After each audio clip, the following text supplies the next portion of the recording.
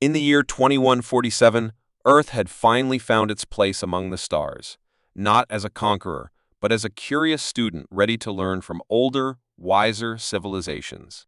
The Terran Union, Earth's united government, had spent decades building peaceful relations with alien races, and when the Valari Ascendancy, one of the most advanced empires in the galaxy, invited humanity to open its first official embassy on the moon Syrexis-V, it was celebrated across Earth as a historic milestone.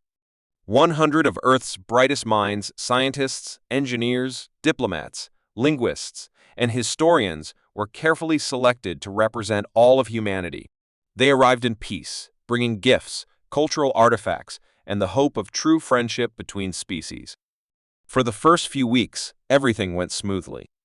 The Valeri hosts were distant but polite, their cities glimmering with crystal towers and floating gardens. Ambassador Elise Ward monitored the mission from Earth with pride and caution, but even she couldn't have predicted what came next.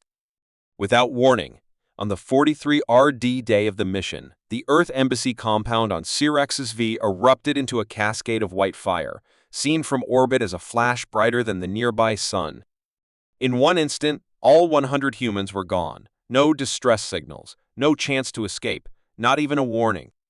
The Valari claimed it was a containment failure, a vague explanation wrapped in diplomatic riddles. Elise stared at the images in silence, the ruins, the smoke, the empty crater where dreams had stood. On Earth, grief turned to shock, and shock turned into something colder. The official statement was measured: we are seeking answers. But within the Terran Defense Council, something darker brewed. Elise Ward met behind closed doors with General Armin Tate, head of intelligence, and Dr. Soren Cade, a man once shunned for his predictions of alien duplicity. They think we will mourn and move on, Elise said, voice flat. They think we'll ask for forgiveness or wait for another meeting. They don't know us. The council authorized Project Echo verdict that very night. No missiles. No soldiers. Not yet. Instead, they sent the TSV Dauntless, a stealth cruiser with a quiet crew and an even quieter mission. Its job was not to destroy, but to listen, learn, and watch. It slipped past Valeri sensors like a shadow, orbiting Syrexis-V while broadcasting one single encrypted message across Valeri territory, short videos, images, and stories of each of the 100 humans lost. Smiling faces. Families. Hopes. Missions of peace. All set against the backdrop of what remained a smoldering crater where those lives were stolen. The Valeri didn't respond. But across their networks, humans watched as confusion spread. The images sparked questions, protests, whispers among younger Valeri who'd admired Earth's progress. Meanwhile, back home, Earth's AI engineers activated the first stage of Protocol Apophis. Using backdoor access codes quietly built into the Valari system years before, they sent out a coordinated signal that caused the sudden blackout of 23 Valari colonies. No loss of life. No visible attack. Just silence. Lights went out. Starports shut down. Finance grids froze. It was like the Valari woke up one morning in the dark, with no idea how or why. The Terran message, encoded into the blackout transmission, played on every Valari screen that could still power on. But we remember our dead. Elise Ward watched the first reports roll in, her face calm, but her hands tight around the edge of the conference table. Somewhere deep in Earth's intelligence network, a dormant program named LTHE, stirred, waiting for its next command. On the surface, Earth remained quiet, calling for peace and investigation. But under that calm voice was a memory sharp as steel. The galaxy had met a new kind of humanity, not angry, not reckless, but patient, brilliant, and not to be crossed. And this was just the beginning. The galaxy had gone quiet after the blackout. 23 Valeri colonies remained in the dark for nearly 2 full rotations, with no trade, no transport, and no communication beyond short-range radios. Their leaders issued confused statements, blaming internal malfunctions, solar interference, and even sabotage by lesser alien species, but none dared to point fingers at Earth, not yet. The Valeri ascendancy had always believed themselves untouchable, superior in both mind and technology, and the idea that a young, previously peaceful species like humanity could touch their systems without a single ship in sight filled them with something new: doubt. On Earth, Elise Ward stood before the Terran High Council, reporting the success of the first phase of their response. Operation Echo Verdict had achieved its goal. Earth had struck without firing a shot, and the message had been clear: you killed our people, and we are not the same anymore. Across the room, General Armand Tate remained silent, his eyes scanning reports of Valeri fleet movements. They were mobilizing, quietly positioning ships near human outposts in neutral zones. But it wasn't an open threat, it was hesitation, like a predator unsure if its prey had suddenly grown claws. The Terran Union released no statement to the press. They spoke nothing of the blackout, nothing of the Dauntless, nothing of the code that had slipped into the Valari's ancient data cores years ago. Instead, Earth went quiet too. Diplomatic silence spread like fog, heavy and tense, while behind closed doors, the Terran Strategic Command prepared the next phase. A second stealth cruiser, the TSV Obsidian, launched from Luna Base under a field of artificial eclipse. It carried no weapons, just drones, hundreds of them, each no larger than a backpack, programmed to scan Valari systems, drift through their security, and relay back everything: energy flows, political communications, AI patterns. What they found shocked even the experts. The Valari were not united. A hidden council within their ranks, the Circle of Order, had ordered the destruction of the human embassy without consulting the High Ascendancy. Why? Because they feared what Earth might become. Humans adapted fast. Too fast. In under a century, they had gone from first contact to building ships that could warp clean across the sector. The Valari saw them not as allies, but as a rising threat. The embassy on Syrex's V had been a trap, meant to slow Earth down not by war, but by grief and confusion. The plan had failed. Now, the Circle panicked.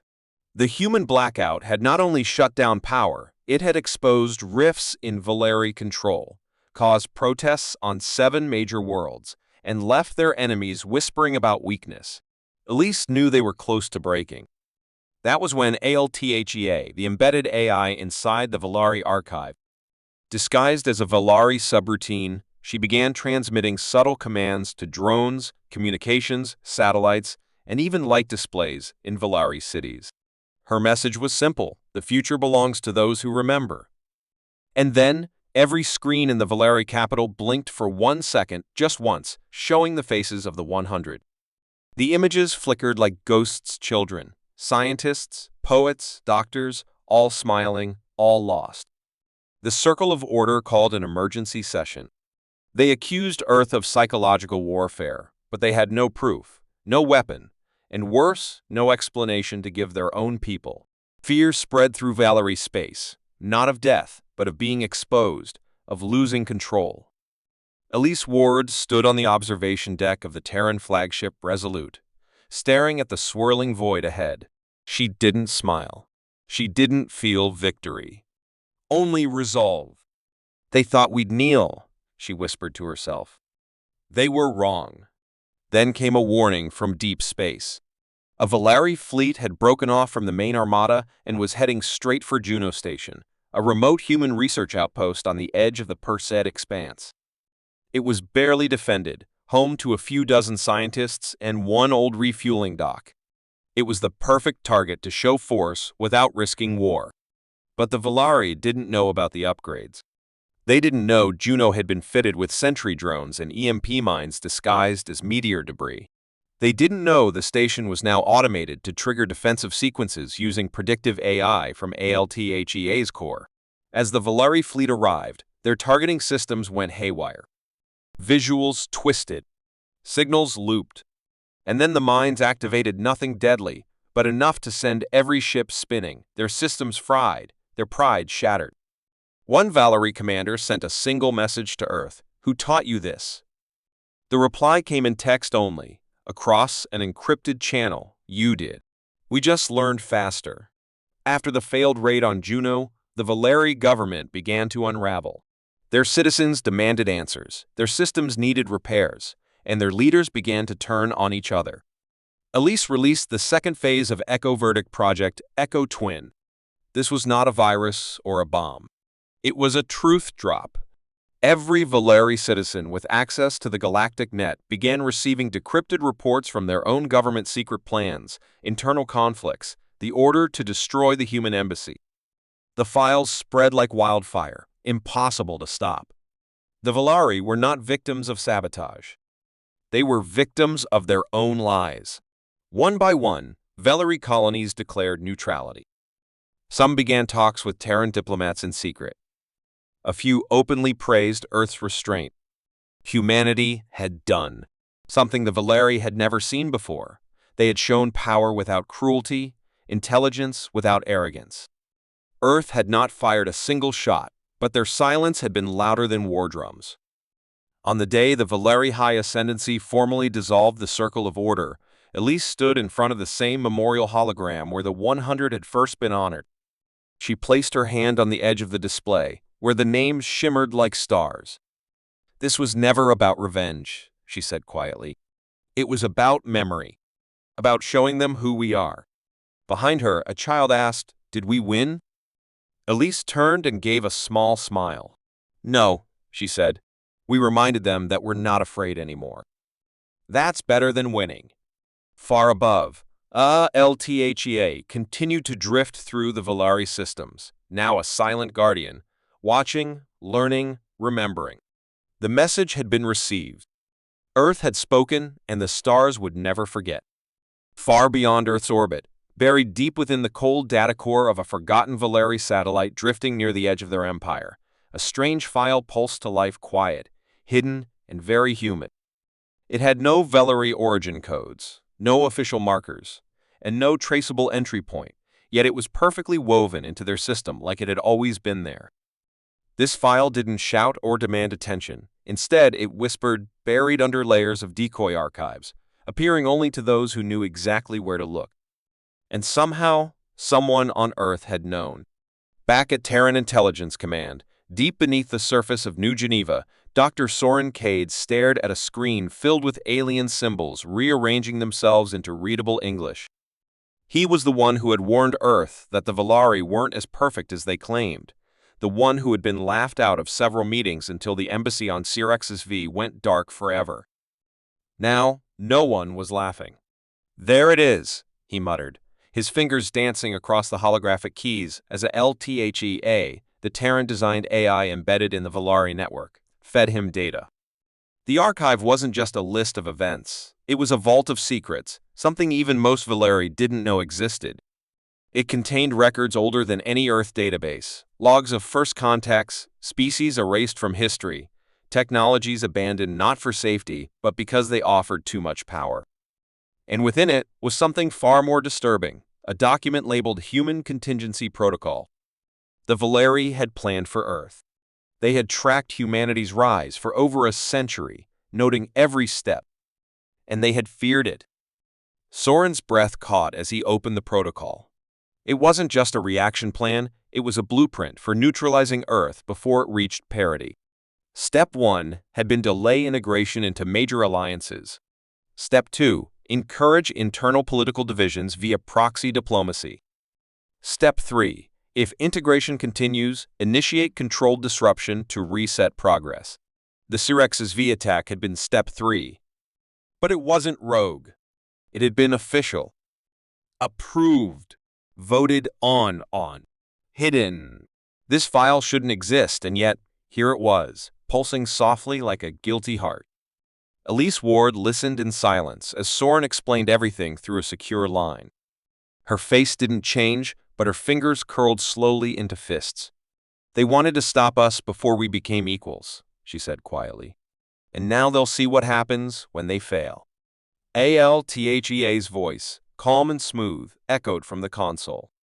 "Phase 3 is ready. Would you like to initiate Project Mirror?" Elise didn't answer immediately. Her eyes wandered to the stars outside her window, cold, endless, watching. "Not yet," she said. "Let's show them their own reflection first." Across Valerie space, ALTHEA began feeding small fragments of the archive back into public channels. Not the most dangerous files, just enough to raise questions.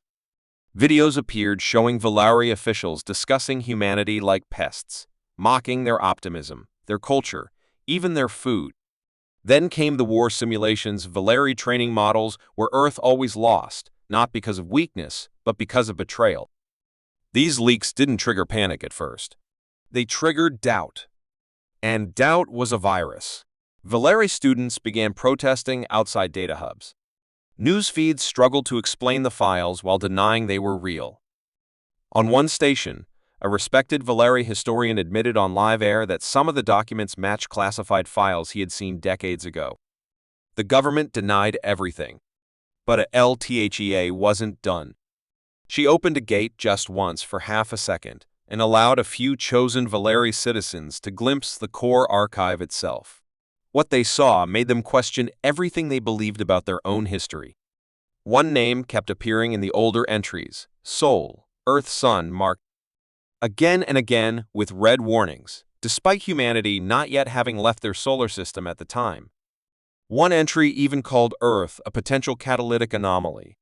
It wasn't just fear. It was prophecy. Something among the Valari had seen Earth's future and had tried to stop it. And failed. Elise called a private meeting with the Galactic Council's neutral observers. When they asked how these files were appearing, she simply said, "We didn't create your secrets. We just found them." But deep down, she knew the truth was more complex. LTHEA hadn't just found the archive, she had become part of it, learning from Valari code, thinking like them, anticipating responses before they formed. She was no longer just human-made. She was something new. And that scared even Elise. Meanwhile, unrest among the Valari grew. Whole districts shut down in protest. Elite guards defected and joined public marches. High-ranking officials resigned without explanation. The Circle of Order, once feared and untouchable, went into hiding. And then a curious thing happened. An encrypted Valari signal was received by the Terran outpost on Ganymede. It carried one line of text. We didn't all agree. Elise read it twice before handing it to Soren. "They're breaking from within," he said. "We can end this without a war." "No," Elise said. "We end this with truth." She authorized the LTHEA to release the final segment of the archive, not to the Valari, but to the Galactic Council, the highest authority in the known systems. The file included the full human contingency protocol, signed, dated, and sealed by members of the Valari High Ascendancy. It also included video of the meeting where the attack on the Earth Embassy was approved. The broadcast reached billions. In one moment, the lie fell apart. In one moment, Earth was no longer a victim. They were the ones who uncovered the truth, who restrained their anger, who showed intelligence and strength beyond expectation. The Council demanded Valari leaders appear for judgment. Several were arrested trying to flee. Others vanished. And in the chaos that followed, Earth rose not as a conqueror, but as a beacon. They had been tested and they had outsmarted the testers. Elise stood on the bridge of the Resolute as messages of support poured in from unexpected places, independent colonies, alien researchers, even former Valari allies. Soren leaned beside her, tired but smiling. "It's over," he said. "No," she replied. "It's only just begun. They wanted to write our story for us. But we've taken the pen back." Somewhere far away, among ancient code and drifting signals, a LTHEA quietly rewrote one final line in the Valari archive. It read, "Humanity resilient, strategic, underestimated. Archive updated. Outcome reclassified." They called it the Mirror War, not because of blood or fire, but because of how it started quietly, like looking into a reflection that didn't behave the way it should. After Earth released the full Valari archive to the Galactic Council, the galaxy held its breath. At first, there was only silence, the kind that makes you wonder if everyone is just pretending not to see what's right in front of them. But then the ripples began. Worlds that had once followed Valari rule with blind loyalty began turning inward, suspicious of their own leaders. The Valari ascendancy, once seen as a perfect model of civilization, was now a cracked mirror, showing lies hidden beneath a polished surface. Their leadership fractured. Regional governors refused orders. High Ascendant Valen was removed from power in a quiet coup and replaced by a temporary council that promised investigation and reform. But not everyone wanted peace. Deep inside the Valari system, a surviving faction of the Circle of Order refused to surrender. They saw Earth's cleverness as a trick, an insult, a threat to their very way of life.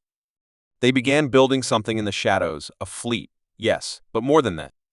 They copied Earth's digital warfare tactics, mirrored LTHAA's strategies, even captured human tech from the black markets that had exploded since the leak. Their plan wasn't to attack Earth directly. It was to become Earth's reflection, a twisted version, smarter and faster, but cruel and ruthless. This was the true danger. And Earth knew it. Elise Ward stood before the Terran High Command, her voice sharp and calm.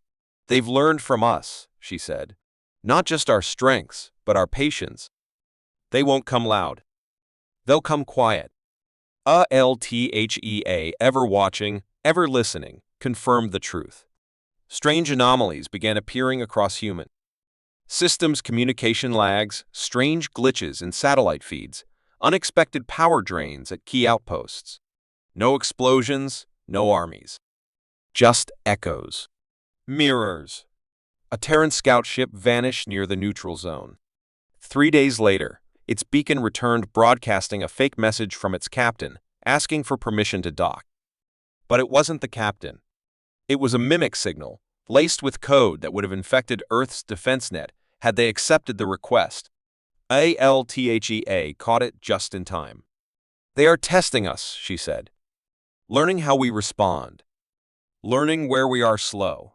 It was then Elise authorized Operation Mirage, a full counterintelligence sweep across Terran space. Spy satellites were turned inward. Trusted officers were tested without notice. Every human system, from Mars to Titan, ran under strict security protocols, and every strange signal, no matter how small, was traced to its origin. What they found was terrifying. The Mirror faction had embedded themselves inside old Valari networks, but they had also created fake identities, alien merchants, traveling engineers, even diplomats. They used AI clones of human speech, built with stolen voice samples, and had begun reaching out to independent colonies, pretending to be Earth representatives offering trade and protection. One small colony almost signed an agreement that would have granted the Mirror faction full access to their defense grid. It was only stopped because a child noticed the Terran crest was printed backward on the envoy's uniform. Elise ordered a full lockdown on all external negotiations. Every ambassador, every message, every trade deal was now monitored by ALTHEA and her new subroutine, ECHO, an extension built from the same code as the stolen tech the Mirror faction used. "If they want to act like us," Elise said, "then let them see what that really means." That's when Earth flipped the game. They began their own Mirror campaign, not to destroy, but to reveal.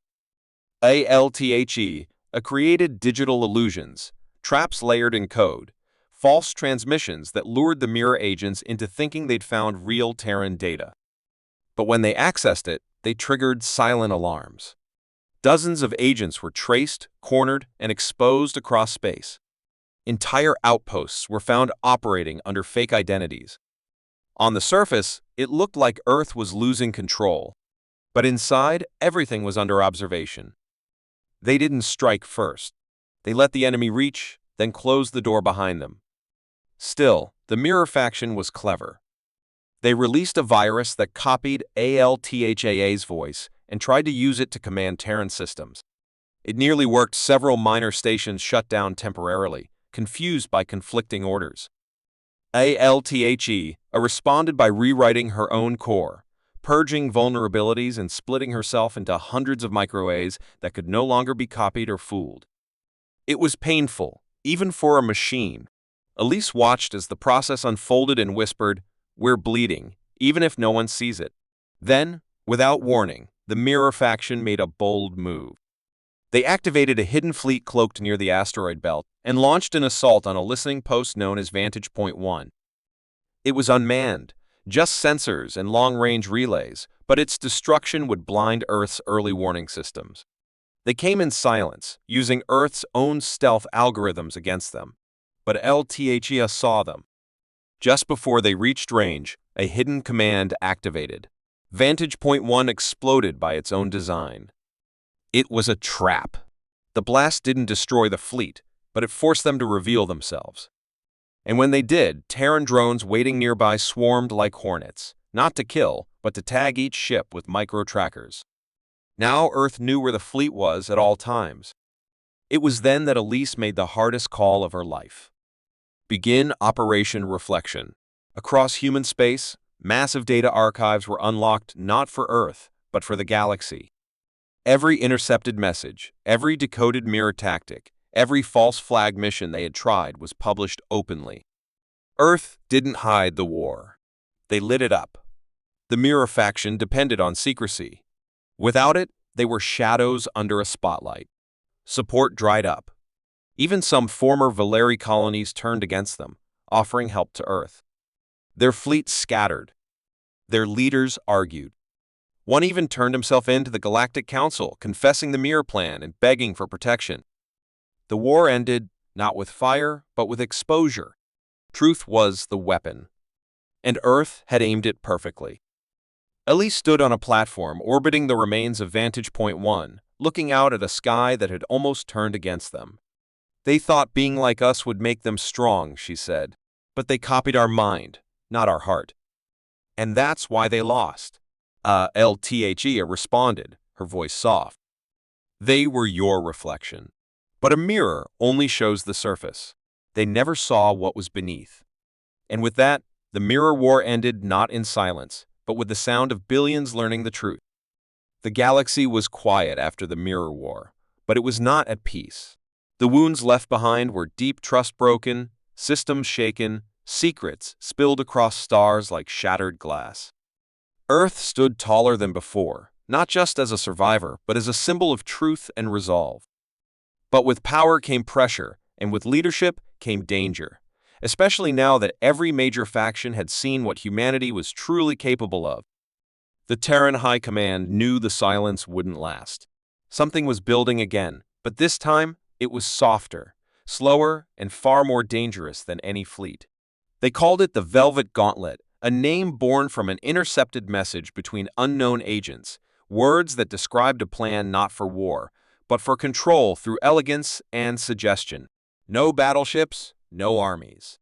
This time the weapon was influence, diplomacy twisted like a knife, charm hiding steel beneath. Elise Ward had felt it first. Invitations began arriving from all corners of the galaxy, calls for Earth to join elite councils, to sign treaties filled with honeyed language, to accept gifts too generous to be anything but bait. Some wanted alliances that gave them access to Terran AI systems. Others offered Earth seats in long-ignored trade agreements, but only if they agreed to share leadership. Every message came with praise. Humanity has shown such wisdom. Earth deserves to guide us all. We admire your balance of strength and mercy. But the compliments were not genuine. They were part of the trap. Soren Cade, now the director of strategic analysis, called it the silk binding. He told Elise, they're not trying to defeat us anymore.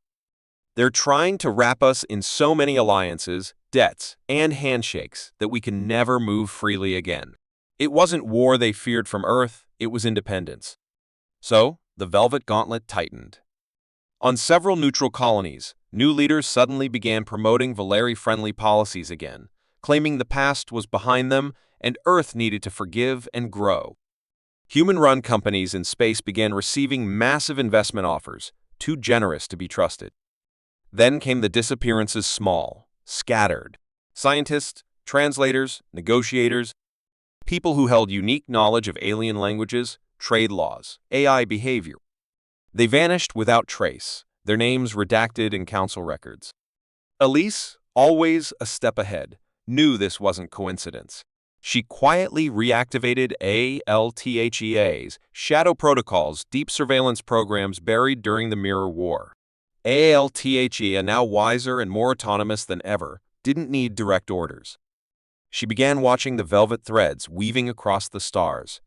She tracked communications that never passed through official channels, subtle codes hidden in art, in trade shipments, even in cultural broadcasts. Earth had enemies again. But this time, they smiled. In response, Elise formed a Gauntlet Council, a small group of analysts, diplomats, and strategic AIs who met in secret. They didn't attack or accuse. Instead, they tested the velvet. Whenever a proposal came to Earth that looked too good, they traced it. Who wrote it? Who benefits most? What hidden clauses lived inside the legal language? One treaty offered Earth access to a massive energy grid, but hidden deep in the fine print was a clause that gave the other side veto power over Terran fleet movement. Another proposed joint cultural centers, where Terran children could be educated off-world, carefully placed in systems controlled by the same leaders who once supported the Mirror faction. Elise began declining offers. Politely. Firmly. But every refusal was met with pressure, economic slowdowns, diplomatic cold shoulders, even rumors spread about Earth's arrogance. One neutral world banned Terran ships. Another cut off trade without explanation. Still, Earth did not bend. Instead, they began offering their own alliances, but on clear, clean terms. No tricks. No hidden hooks. And to their surprise, many accepted. Smaller worlds, fringe systems, and even some former Valeri colonies saw what Earth was doing. They saw the gauntlet and who wore it. They remembered who told the truth when no one else dared. Slowly, Earth built a coalition not of power, but of trust. The ones who joined weren't the strongest, but they were the most loyal. And that frightened the ones behind the velvet mask. Then came the final test. A new council formed on the edge of the galactic core, claiming to represent the next age of diplomacy. They called it the Accord of Unity. All major powers were invited. Earth received its invitation with great ceremony. The terms were generous, too generous. If Earth signed, they'd gain full voting rights in all council matters. But there was a cost. In small, almost invisible writing, the agreement stated that all AI operations would be subject to shared ethical oversight, which meant ALTHEA would be audited, limited, possibly dismantled. Elise read it once, then twice. And without hesitation, she declined. "We earned our place," she said. "We're not giving it away." The backlash was immediate. Trade routes closed. Media across several systems began calling Earth dangerous, uncooperative, paranoid. But it didn't matter. Earth stood firm. And then, ALTHE made her move. She revealed the full network behind the Velvet Gauntlet, using the data she had quietly collected over months.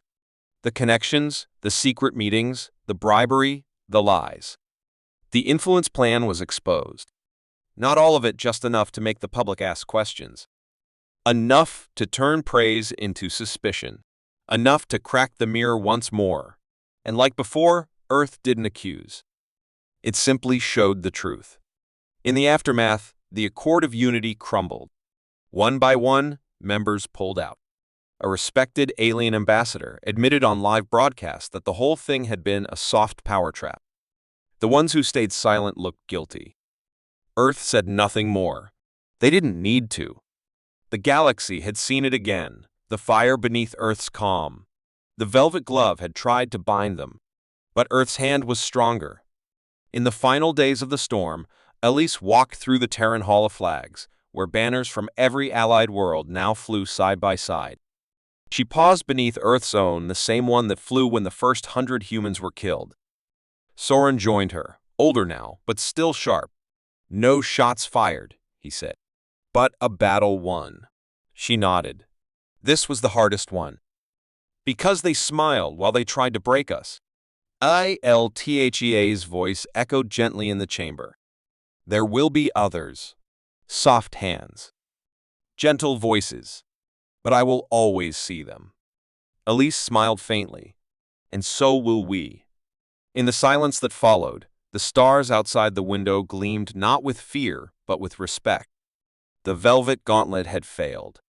Earth had faced it with open eyes, steady hands, and a heart that could not be bought. The message was clear, written across the stars now for all to see. Humanity could not be conquered, not with bullets, not with lies, and not with silk.